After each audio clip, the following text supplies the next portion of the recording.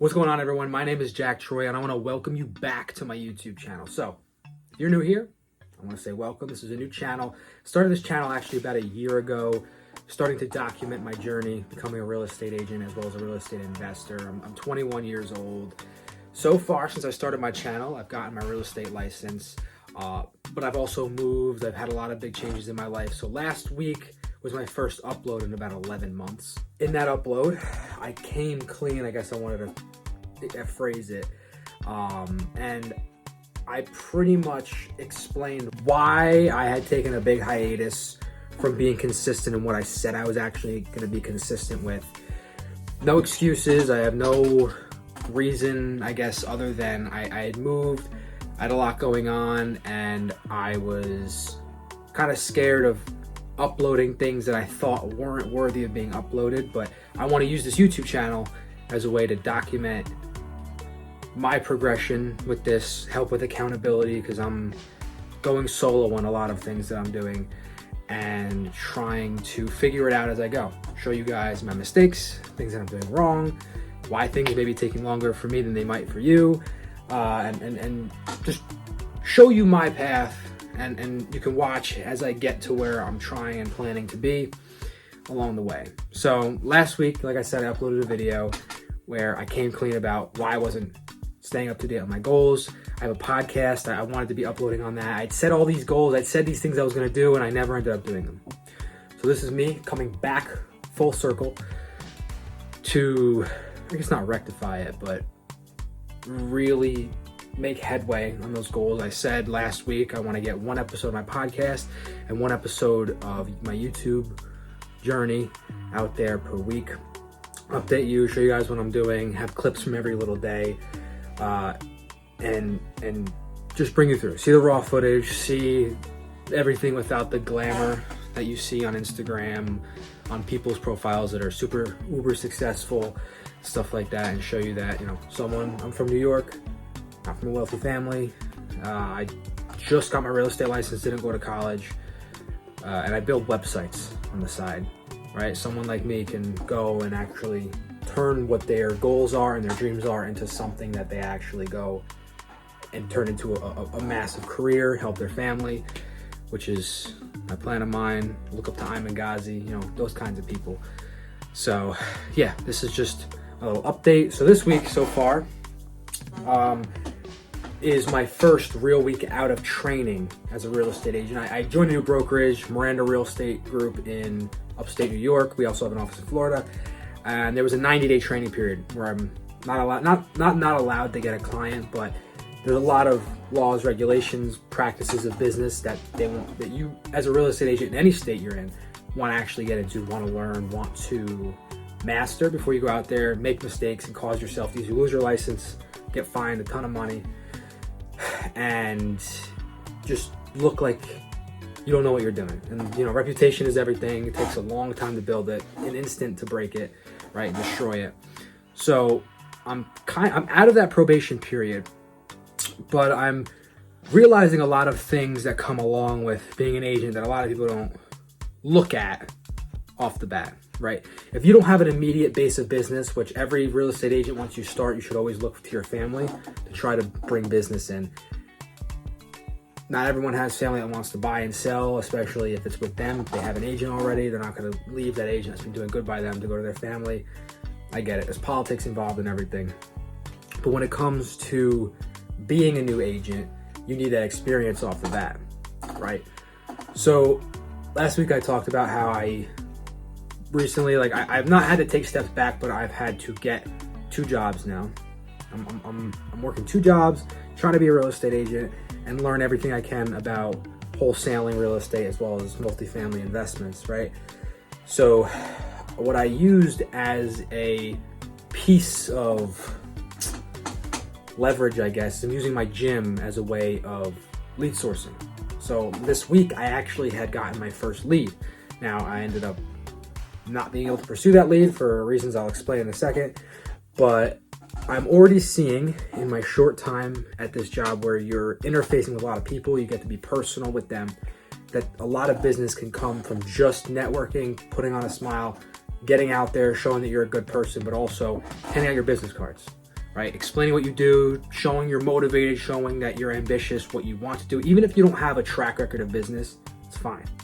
It's perfectly fine, right? You're able to go out there and just, if you shake enough hands, you might meet the right person. That person can generate a ton of money in the future for you. One buyer or one person that turns out to be an actual client, usually for the life of an agent, is estimated to be around worth $250,000 in profit for you, right? Because people usually buy and sell their house every 5 to 8 years, right? Depending on the type of, if it's a couple starting a family, that might be different, but usually when you find someone and they're going to be with you for a long period of time because you do good by them, they're really, mathematically, they're supposed to be worth is what the average is of around $250,000 for you for the life of that person. Now, that's only that person, but all your business as a real estate agent comes from referrals, comes from any other source of leads that you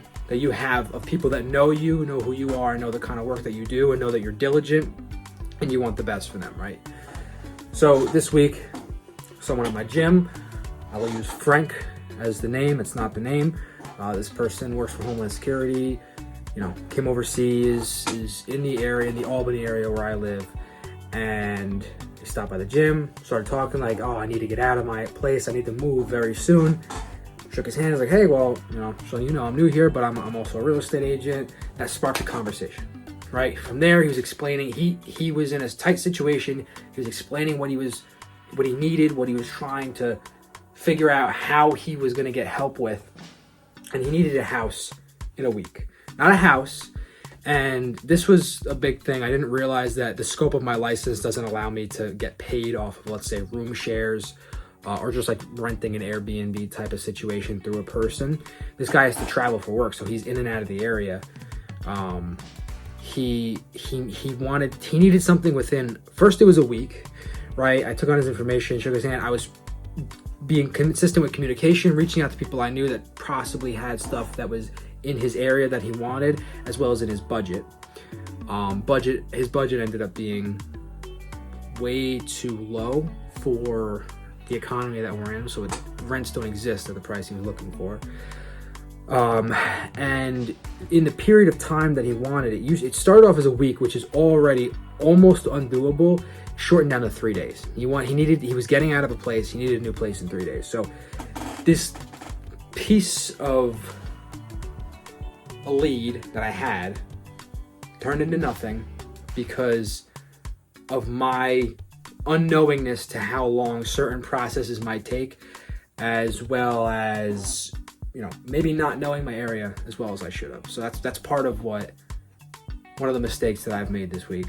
So I didn't fumble it necessarily because it was way too soon that he was trying to find a new house in a period of time wise. But if I can give any advice to anyone, it's always look for the criteria that someone's looking for off the bat, but also if it's anything under really 3 weeks, 3 to 5 weeks to get into a new place, even if they're ready to buy and urgent, I would let them know, like, hey, things might take longer than usual, because some people are newer to buying houses. Some people don't really understand, how long it might take to get into an apartment if they're on a wait list. If they're Section 8, that's different. You're not usually working with them, but that was just one of my experiences. It was my first lead, first something that I was going to have to sell a property or help someone buy one. And it turned out to be too good to be true, I guess I want to say. But yeah, other than that, tonight it is November 3rd. Traveled downstate a little bit, just drove 2 hours. And I'm down here for some doctor visits, but I'll be on my way back up on Sunday. I'm gonna do a little gym vlog when I do go back up, show some of my workouts. I've been bodybuilding for the last 8-ish years, since I was 13 years old. I know, not really a bodybuilder at 13, but I started lifting at 13. I've been lifting ever since. It keeps me sane, it keeps me healthy, keeps me active, and it's something that I do document on my YouTube, my Instagram. I have in the past a little bit. And yeah, so this is just a little update. Maybe I'll get another video out this week or over the weekend when I have more active stuff going on. I do have some work to get done. Like I said, I build websites on the side. So right now I'm building a site for a client. She's another real estate agent where I used to live, a couple hours away from me. And it's a decent sized build. I build on WordPress. I might show you guys at some point how I do it and how I manage a little agency with that, how you can do it, how you can scale it. It's, you know, there's certain moving pieces, but once you get them down, it's very inexpensive. There's little overhead and you can make some good money doing it. But yeah, as far as that goes, you know, this is my second upload to the world in terms of my consistency goes and my journey, where I am, the realistic nature of things. So yeah, well, thank you guys for watching. If you stuck through this far, this is kind of like just venting at this point, just showing you guys that there are struggles that go along with growing up this day and age, as well as trying to make money, build your own business, and also work 2 jobs at the same time. On top of that, you know, just getting towards your goals. If you have high aspirations, nothing goes as smoothly as you might think it will, right? I promise everything will eventually come together. There's gonna be a ton of struggle, and there's going to be a ton of stress, but if you stick through with that piece of things and you can handle that, there are going to be the ups. Getting to the next level, right? You're like, you know, I use a number in your bank account as an example, because let's say someone has never had more than $1,000 in their bank account. If you give them $10,000 and they don't have any managing skills or whatever the case is, and they haven't had that much, they're going to be tempted to spend that money, right? If they've never been able to save past $1,000, right? Now, if someone's been able to save you that, but you give them 100 grand, same situation is going to happen, right? So, but it's the same thing with your goals. So if you are a self-sabotager, I'm guilty of that as well. Not intentionally, but if you've dealt with anxiety or procrastination, or imposter syndrome, I'll say, right? Thinking like you're not worthy of being in the place that you want to be most, right? You don't think you're capable of achieving the things that a ton of other people have, you know, let's say financial freedom, just getting into your dream role, career, whatever it is. And you're trying to get there, but every time you take a couple steps forward, you say take 2 steps forward, you panic.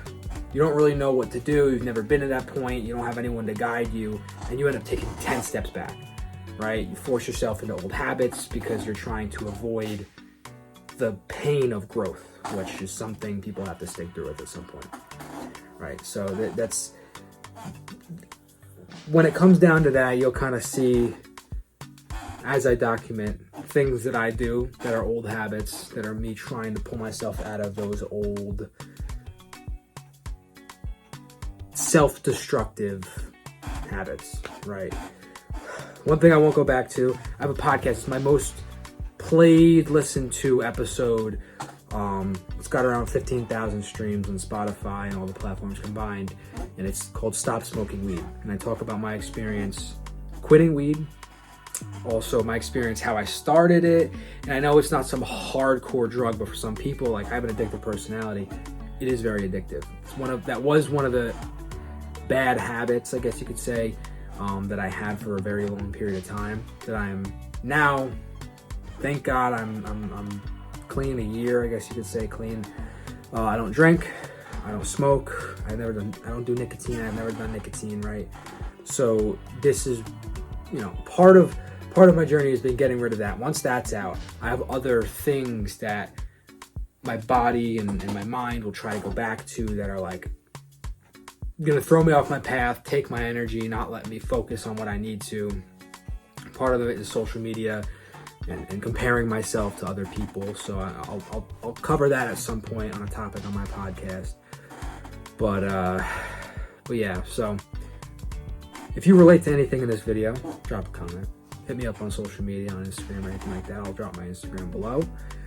And I will see you guys in next week's video, or I might even drop another video this week. I'm not guaranteeing anything, but I am sticking to the 1 video a week thing right now. I plan to ramp it up, and if I stockpile any videos, I'll have them released periodically, let's say twice a week at some point. Hopefully I can get up to more than that, but I overthink making videos as well. So it's something that I have to watch myself. This is just unscripted. I'm going, just talking. And then until I get back to my setup upstate, I'll be doing these little phone videos for you guys. But yeah, all right. I want to thank you guys for watching. Like I said, if you liked anything, drop a comment, hit me up, and see you guys next week. All right, peace.